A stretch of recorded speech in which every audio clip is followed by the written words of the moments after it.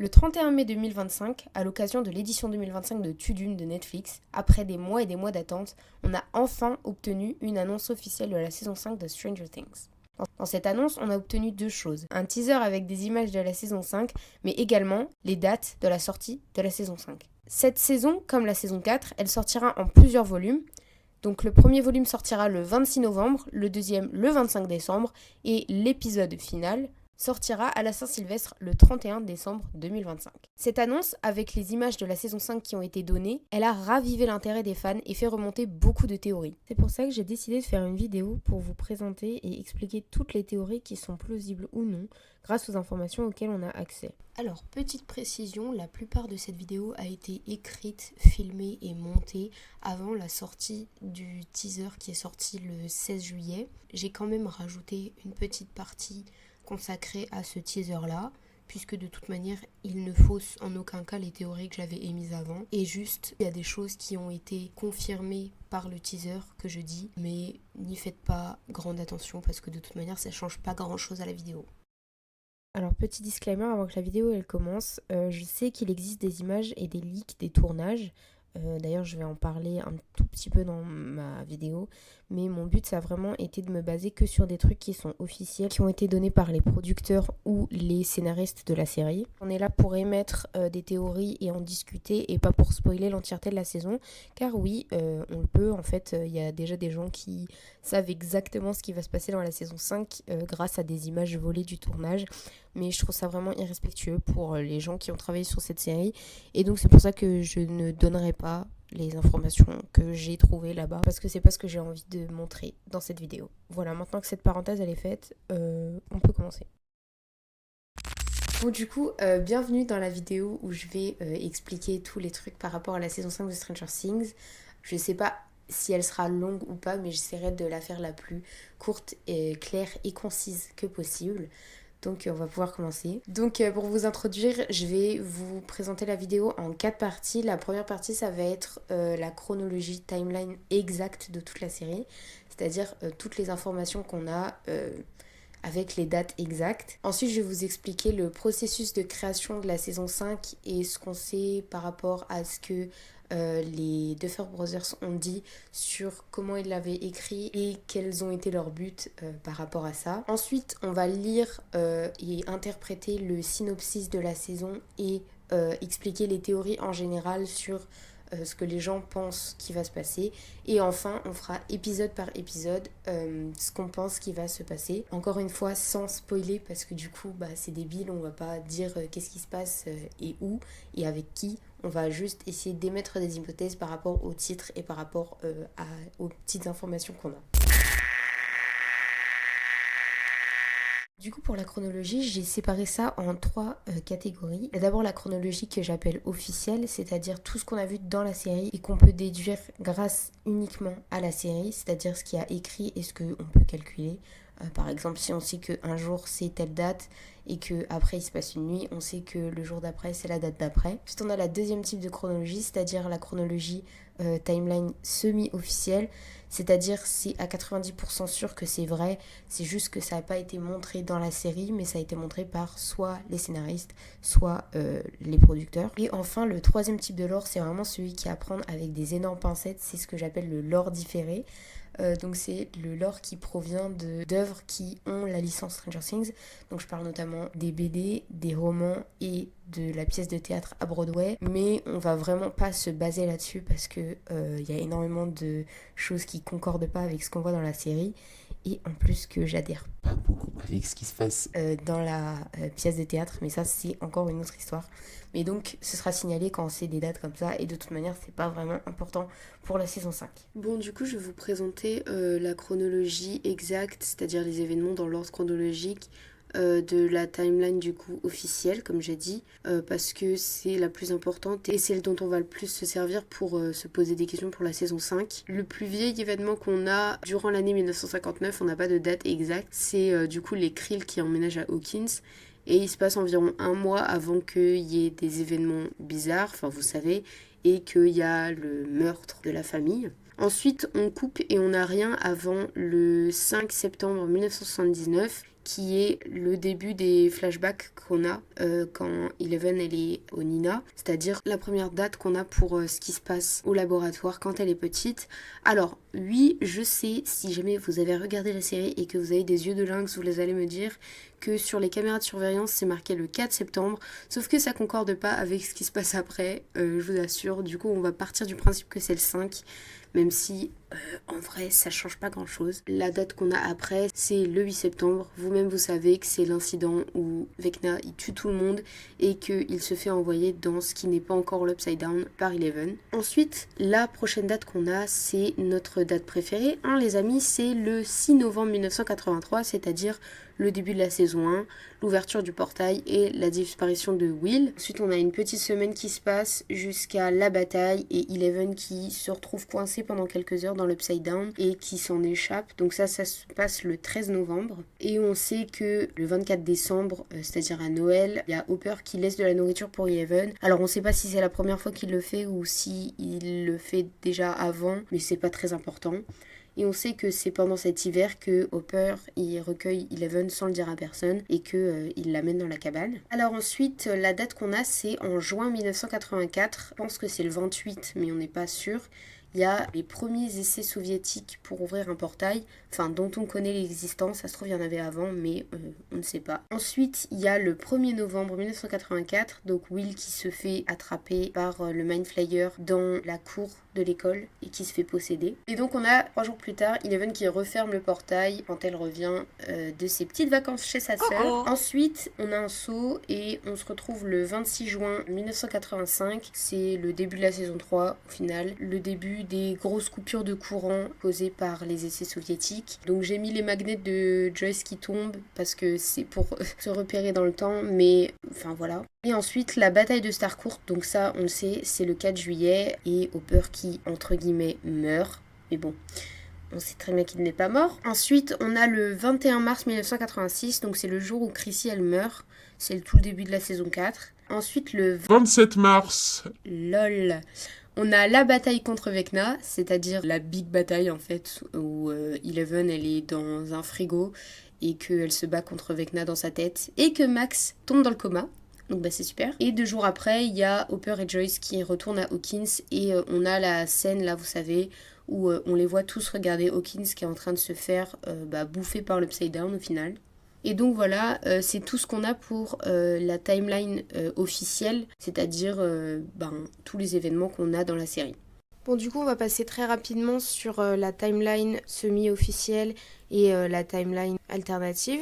Pour la timeline semi-officielle, on n'a que 2 dates. En gros, c'est la date de la saison 5, donc c'est pendant l'automne 1986, on suppose, par rapport à ce qui a été dit par les comptes officiels des scénaristes et de la production. Et également la date de naissance et la date de disparition de Eleven, qui nous a été donnée par une affiche qui a été postée, du coup, encore une fois, par les sites officiels. Donc même si c'est officiel comme c'est pas vu dans la série, et ce que je vous dis, c'est à 99% sûr. Donc sa date de naissance, elle est écrite ici.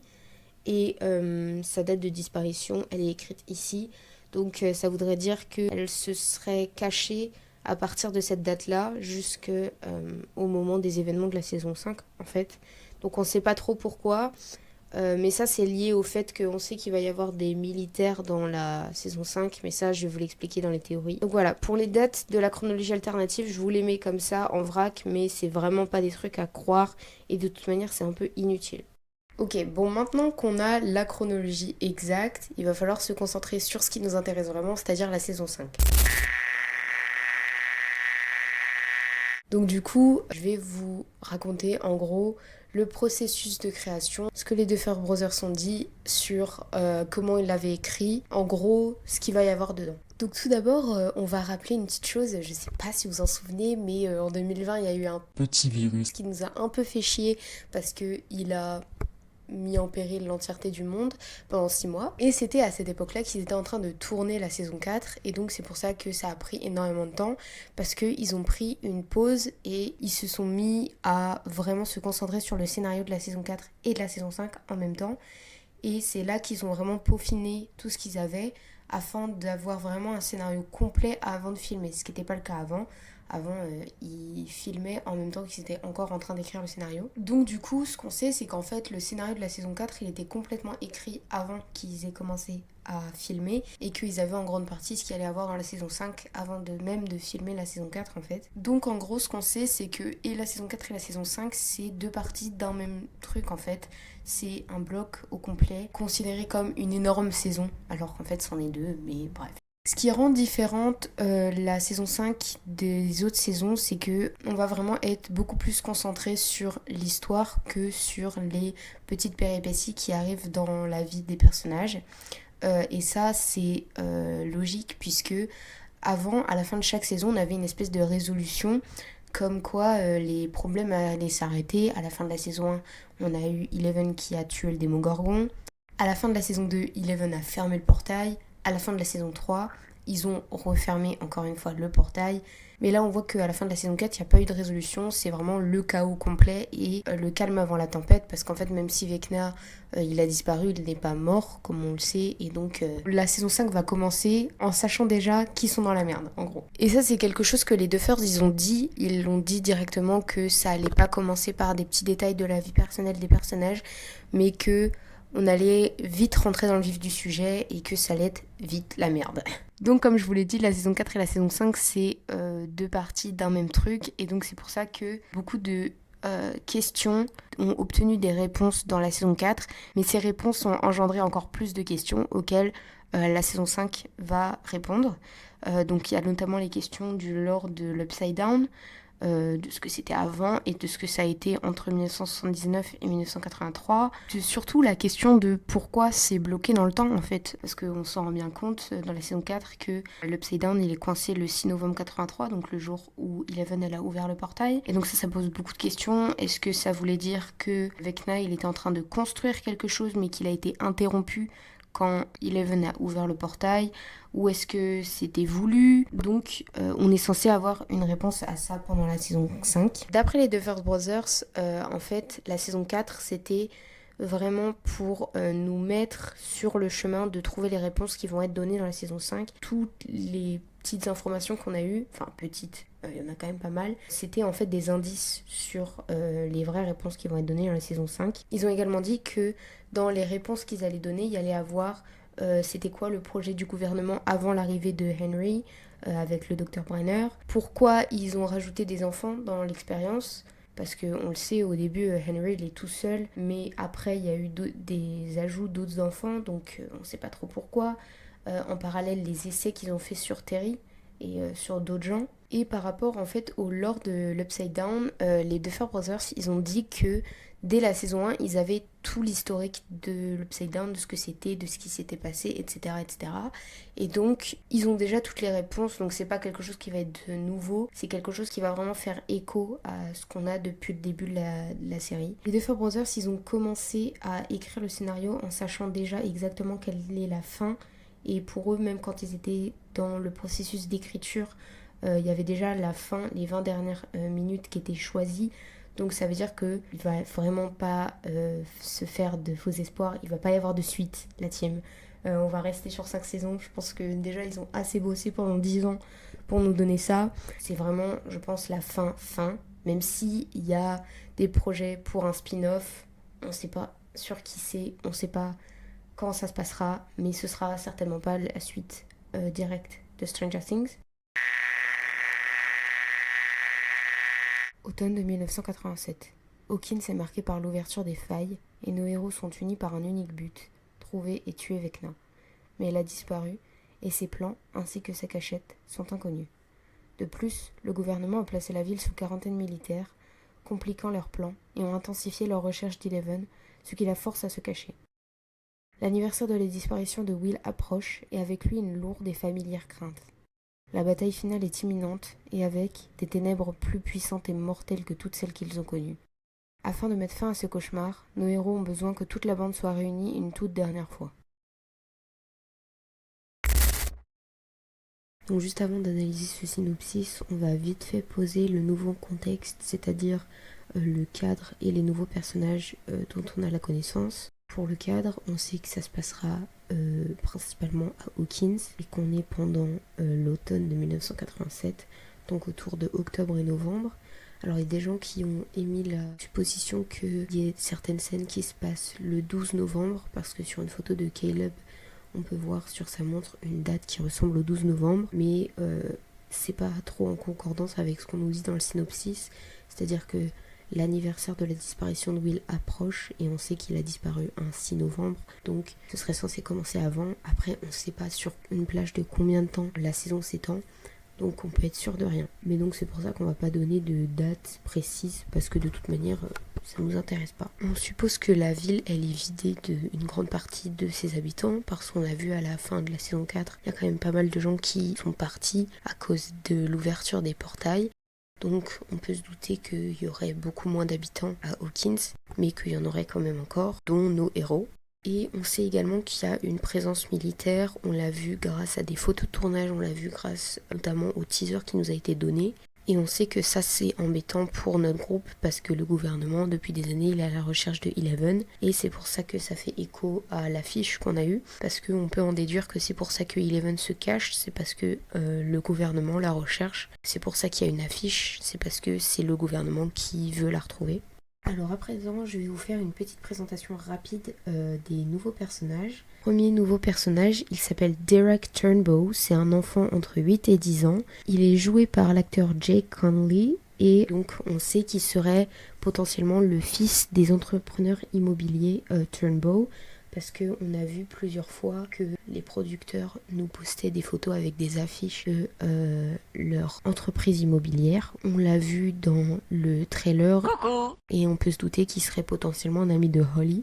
Par la suite, on a le lieutenant Hackers, donc on peut se douter que ce serait un militaire, puisque un lieutenant et qu'on sait qu'il y aurait une grosse présence militaire à Hawkins, et en plus la plupart des policiers de Hawkins on les connaît. Alors il sera joué par Alex Bro, lui il est connu par la communauté de Stranger Things, parce que c'est lui qui jouait Brenner sur les pièces de théâtre Stranger Things à Broadway. Donc on n'a pas trop d'informations sur lui, on se doute juste qu'il fait partie de l'équipe militaire qui est à Hawkins. On a ensuite le Dr. K, qui serait une femme scientifique ou un docteur à l'hôpital, qui sera joué par Linda Hamilton, qui est une actrice très connue, notamment pour son rôle dans Terminator. Ce serait soit une scientifique qui travaillerait peut-être avec les militaires, je sais pas, ou alors ce serait un docteur à l'hôpital, parce qu'on sait qu'on ira souvent à l'hôpital, notamment avec Max. Les petites informations que je vous ai données, c'est aussi des trucs qui sont donnés par les leaks, donc essayez pas trop de chercher parce que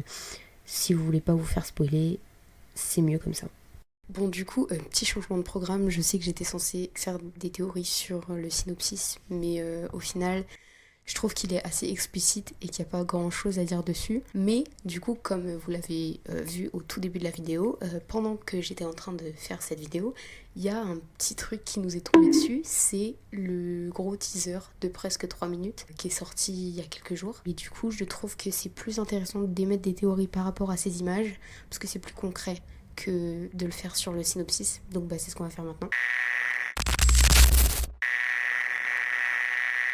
Alors on voit beaucoup de choses dans ce teaser, mais Rose de Fer nous a dit que c'était que la surface et qu'il y avait énormément plus, et que en plus le teaser il comportait majoritairement des images du volume 1 et aucune image de l'épisode 7. Donc j'ai peur. Du coup on va quand même l'analyser parce que c'est utile. La première chose qu'on voit dans ce teaser, c'est notre ami Steve qui est en train d'enclencher les boutons d'une machine avec ses amis dans la station de radio WSQK.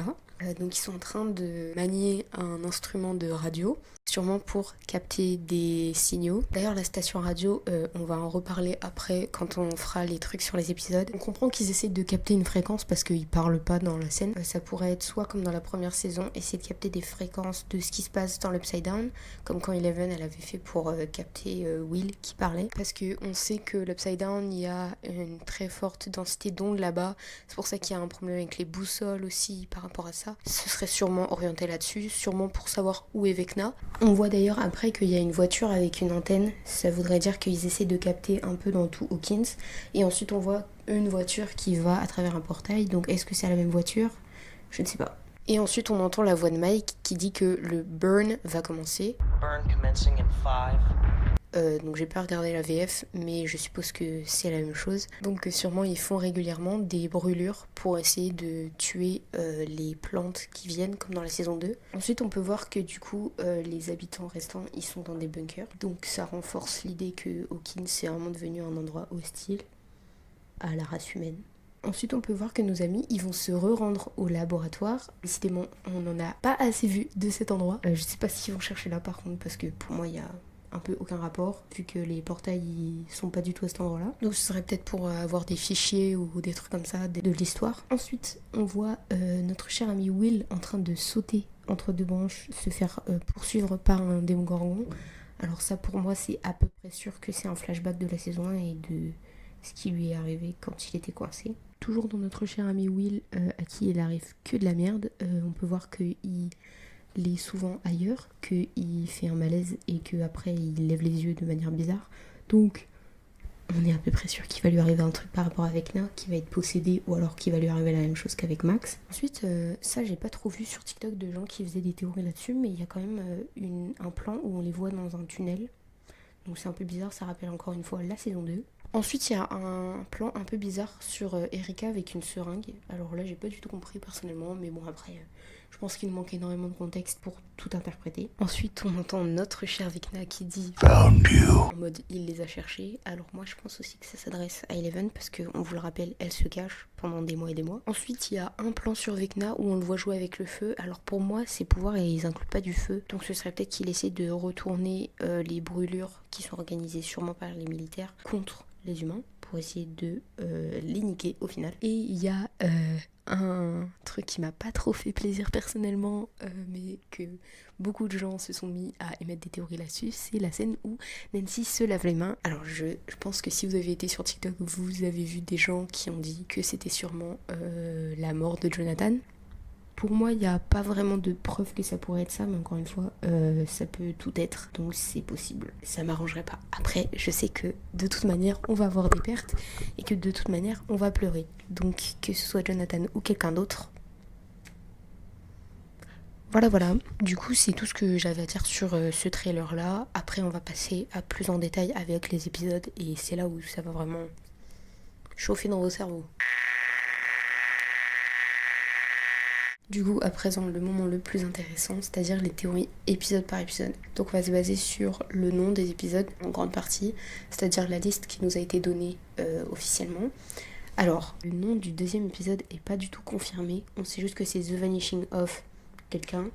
Mais bon, il y a eu énormément de leaks et il y a quand même énormément de communication autour de ça. Je pense vraiment à 99,9% que ça va être The Vanishing of Holly Wheeler. Bon, en ayant vu les leaks, c'est sûr, mais voilà, faire comme si on ne savait pas. Donc on va prendre les noms originaux, c'est-à-dire les noms en anglais, parce que c'est là-dessus qu'ils se sont basés. Alors le premier épisode s'appelle The Crawl, c'est quand quelqu'un rampe, en gros. On a eu un tout petit bout du script de cet épisode-là, qui est vraiment le début, et on sait que c'est une musique familière, donc on se doute que ça va être Should I Stay or Should I Go. Donc c'est pour moi à peu près sûr que ça va être un des flashbacks de quand Will était coincé dans l'Upside Down dans la première saison. En VF ça s'appelle La Mission de Secours, donc je sais pas trop comment l'interpréter. On peut se douter que l'épisode il va peut-être commencer dans le Castle Byers, parce qu'en plus on a vu des images de Will à son âge de la saison 5 avec une mini version de lui-même, donc peut-être qu'il revit à travers, je sais pas, des absences ou des rêves, ce qu'il a vécu à cette époque-là. Dans toutes les versions, toutes les langues, c'est la recherche de quelque chose, donc c'est vraiment assez flou comme début. Après, il y a pas mal d'interprétations du crawling, du titre. Il y a des gens qui disent que ça peut être en rapport avec Eleven, qui, quand elle est sortie du laboratoire, elle est sortie par le tuyau, donc elle a dû ramper dans le tuyau. Et il y a aussi des gens qui disent que ce serait peut-être Max qui essaye de sortir de son coma en rampant quelque part. Bon, après, il y a eu quand même pas mal d'images du trailer où elle est dans le coma, donc pour moi elle va pas direct sortir du coma si jamais elle sort du coma. Après on a beaucoup vu dans le trailer, il y a énormément de monstres qui sortent de partout, dont un démon gorgon qui sort du sol, donc ça pourrait être aussi le fait que les monstres y rampent pour sortir des portails. Et moi, ça m'a quand même rappelé quelque chose. Rappelez-vous, dans la saison 4, il y a une conversation entre Steve et Nancy quand ils sont dans le camping-car, où lui, il dit que quand il était bébé, il marchait à l'envers. Enfin, il rampait à l'envers. Pour moi, ça peut aussi être interprété dans le sens revenir en arrière, c'est-à-dire un flashback. Et donc, du coup, ça peut souligner le fait d'avoir un flashback de Will dans le passé, ce qui lui est arrivé pendant qu'il était coincé dans l'Upside Down dans la saison 1. Du coup, pour le deuxième épisode, donc The Vanishing of Holly Wheeler, c'est bien évidemment une référence au tout premier épisode de la série qui est The Vanishing of Will Byers. Donc sûrement que Holly, elle va disparaître, soit elle va se retrouver coincée dans l'Upside Down, mais ça me paraît quand même un peu léger pour une grosse saison 5. Pour moi, elle va plus être enlevée par Vecna ou essayer d'être kidnappée de toute manière. Dans le trailer, on la voit qui se cache avec Karen, donc c'est peut-être Karen qui essaie de lui faire échapper à quelque chose, mais qu'elle va pas échapper vu le titre de l'épisode. Du coup, pour la théorie que Karen, elle essaie de la protéger, pour moi, il y aurait vraiment un truc avec Karen, c'est-à-dire que je sais pas si vous avez déjà vu cette théorie, mais je pense que oui. Dans la saison 4, il y a eu des posters qui ont été publiés, c'est-à-dire des posters avec chaque personnage, les personnages importants de la série. Et chaque personnage avait un décor derrière lui, donc le décor de Will était donc, par exemple, Joyce, Hopper, etc. c'était en Russie, Mike, Will, etc. c'était en Californie, et les autres qui étaient à Hawkins, c'était la maison des Krill. Sauf qu'il y a eu un poster de Karen avec ce fond-là. Et les gens étaient en mode, pourquoi il y a la maison des Krill derrière elle alors qu'elle a rien à voir avec les Krill. Et donc il y a eu énormément de suppositions que ce serait la sœur de Vecna, parce que rappelez-vous, on ne la voit pas mourir, on voit juste son corps étalé par terre, mais pas de la même manière que sa mère a été tuée. Pour moi, c'est un petit peu tiré par les cheveux, mais ce serait quand même plausible en connaissant le mode de fonctionnement de Vecna. Du coup, c'est pour ça que Vecna il serait en train de cibler Holly, c'est parce qu'il en voudrait à Karen. Je sais pas si on va partir là-dessus, mais c'est tout ce que j'ai. Le troisième épisode, il s'appelle The Turnbow Trap. Donc on rappelle, Turnbow, c'est comme le nom de Derek, le personnage que je vous ai présenté, et c'est aussi le nom de l'entreprise immobilière qu'on a vu sur les panneaux. Ça pourrait être soit visé Derek, soit ça pourrait être par rapport à l'endroit où ça a été construit, le truc des Turnbow. Il pourrait y avoir un truc à cet endroit-là. En traduisant, Turnbow, ça veut dire soit arc-en-ciel, soit vapeur sèche.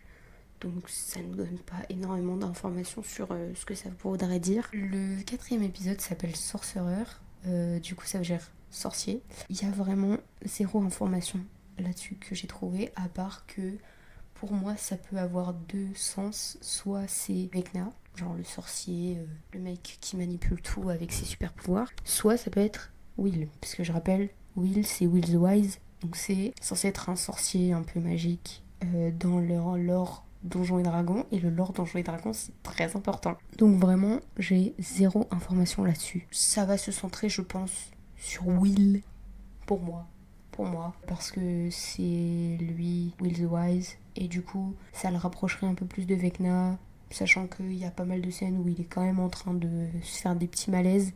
Donc voilà. Le cinquième épisode il s'appelle Shock Jock, et ça je sais pas ce que ça voulait dire. En gros c'est un animateur de radio ou un DJ qui est un peu choquant, qui dit des trucs un peu tabous, lui des trucs un petit peu choquants en gros. Et du coup ça nous ramène à la radio dont je vous avais parlé là, qu'on voit dans le trailer. Et il y a eu un post où on voyait une affiche de cette radio là avec une émission qui était présentée, et l'animateur qui était donné c'était Jimmy Fast Hands.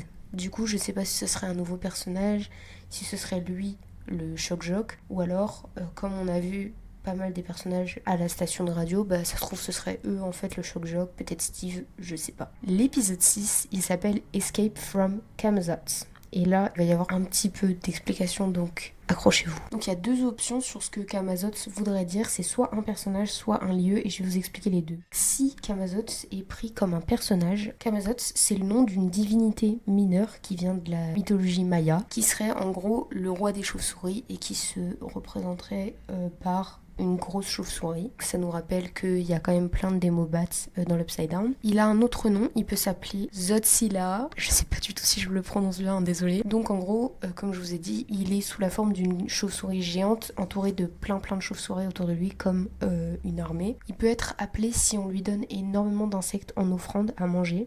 Il aime bien les insectes, visiblement. Je sais pas s'il mange des humains. Moi, je préférais qu'il mange pas les humains. Son nom vient de la langue comme ça, je sais vraiment pas comment ça se prononce. Et en gros, ça veut dire chauve-souris de la mort. Donc du coup, en interprétation pour Stranger Things, ça pourrait être le roi de l'armée de chauves-souris qu'on voit dans la saison 4. Ça pourrait être un nouveau monstre, un monstre qui serait à la botte de Vecna du coup. En fait, je vous ai dit que c'était un truc de la mythologie maya, mais il est aussi intégré à la mythologie dans Donjons et Dragons. Parce qu'il y a pas mal de mythologies différentes qui sont dans la mythologie de Donjons et Dragons. Donc du coup, pour moi, ce serait plus ça. Après, l'autre option, elle est aussi pas mal probable, je vais vous expliquer. Donc si on prend Camazotz comme étant un lieu, c'est dans le livre de Madeleine L'Engle, A Wrinkle in Time. C'est une planète avec une société très très conformiste qui est triste et très sombre. Donc dans le livre, c'est vraiment un exemple typique de l'horrifique du pareil, c'est-à-dire que c'est tout le temps la même chose. Après, Madeleine L'Engle, elle a quand même fait une référence à Camazotz en tant que divinité maya parce qu'il y a pas mal de références divines dans son livre. Du coup, je sais vraiment pas si Camazotz c'est un monstre ou un endroit parce que Ross Duffer, dans son Instagram, il a posté une photo du livre A Wrinkle in Time, faisant obviously référence à la planète. Après, du coup, ça peut être une interprétation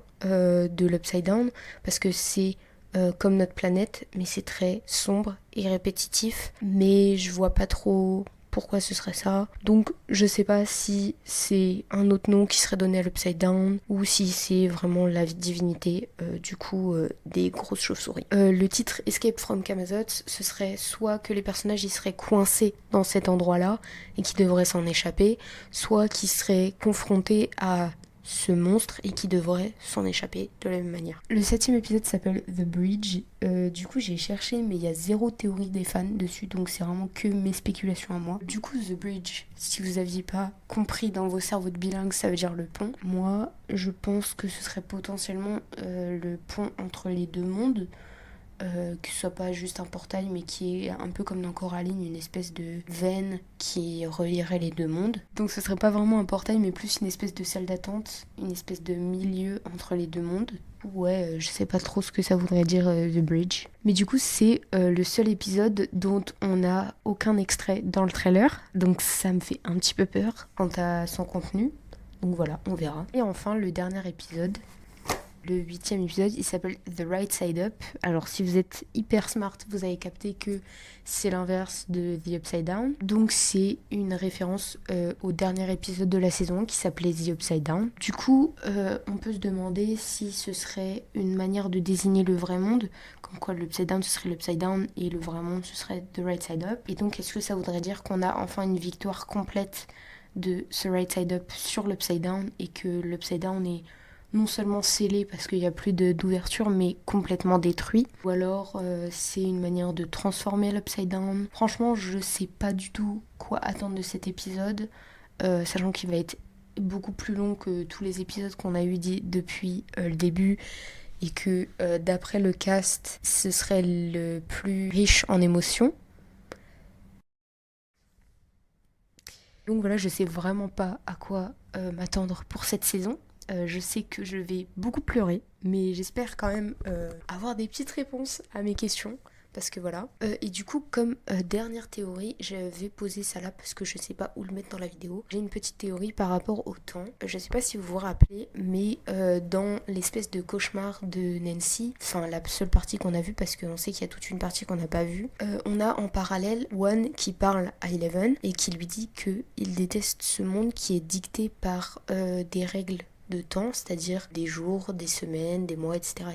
et qu'il déteste ce principe-là. Et au même moment, on voit Henry en tant qu'enfant en train de bouger les aiguilles d'une horloge et on a énormément d'horloges dans la saison 4. Donc peut-être que la remarque de Steve, elle était pas si conne sur les horloges. Pour moi, il y a définitivement un truc avec le temps, notamment par rapport au fait surtout que l'Upside Down, il est coincé dans le temps. Donc je pense que en plus de ses pouvoirs télépathie et de manipulation cérébrale, je pense que Vecna a des pouvoirs sur le temps, donc soit le reculer, soit l'arrêter ou des choses comme ça. Et donc ce serait peut-être aussi pour ça que le premier épisode il s'appelle The Crawl et que je vous ai dit ce serait peut-être un retour en arrière, peut-être qu'il y aurait moyen de retourner dans le passé ou je sais pas, mais pour moi il y a définitivement un problème avec le temps et à tous les coups c'est là où Max est coincée. Ça se trouve Max elle est coincée non seulement dans l'esprit de Vecna mais aussi dans le temps, pour ça qu'elle est dans le coma. Donc voilà, c'est juste une petite théorie que moi je me suis fait dans ma tête et je savais pas trop où la placer, mais bon, si jamais il y a un truc par rapport au temps, vous me direz merci. Donc maintenant que j'ai fini avec toutes mes petites théories et tous mes petits trucs de Stranger Things, c'est là que la vidéo s'achève. Et oui, malheureusement. Merci d'avoir regardé. Merci de m'avoir écouté parler pendant énormément longtemps, de m'avoir écouté taper sur mon micro parce que je suis pas du tout professionnelle, et aussi franchement je sais pas ce que ça va rendre au final. J'espère que c'est pas trop désagréable à écouter parce que je suis vraiment pas une professionnelle à ce niveau là, mais voilà, j'ai fini. Donc si vous avez des trucs à redire et des questions, vous connaissez même le principe de YouTube. Bref, gros bisous.